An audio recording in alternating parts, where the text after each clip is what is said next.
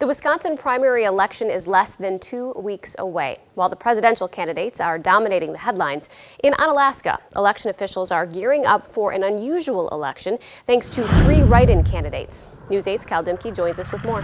Well, as we've previously reported, the current mayor of Onalaska and 2 candidates running for school board in Onalaska will not be on the April 5th ballot. This is due to an issue with their nomination papers.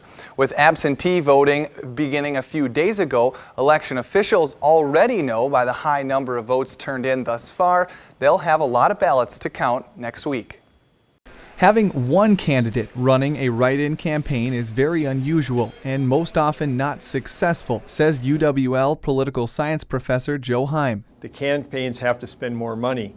You have to educate the voters, basically, and let them know how to do this, make sure they're aware of it. City Clerk Carrie Burmaster says with 3 candidates hoping Onalaska voters write in their names on the April 5th ballot, it will be unusual and no easy task for election officials in the city either. The people who do the write-in, we have to separate those ballots out from the other ballots, and then we have to hand count those ballots. Burmaster says because the ballots will be counted by hand and that process can't begin until after the polls close at 8 p.m., it's obviously going to take a little bit longer to get results in for the mayor and school board races. So they have to wait until all the ballots are fed into the machine before we can get that tape total to start that process. Both Heim and Burmaster say the best way to make sure your vote counts, no matter what race it is or who you're voting for, is to be educated when you head to the polls. Be educated about who you're going to vote for, know what their name is, know how it's spelled, and it just makes things a lot easier and a lot cleaner.